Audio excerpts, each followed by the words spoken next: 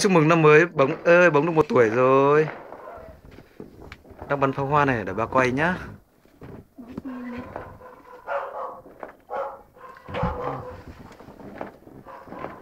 Chúc mừng năm mới, ra xem bắn pháo hoa nào.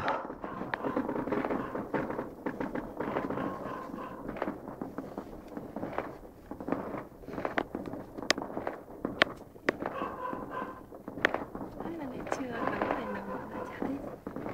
Kìa con xem kìa. Đấy. Đấy. Xem bắn pháo hoa này.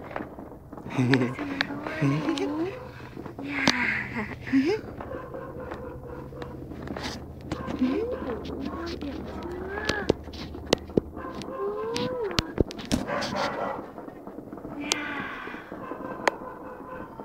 Năm nay đúng là thời tiết đẹp nhỉ. Không mưa như năm ngoái, bắn đẹp hơn.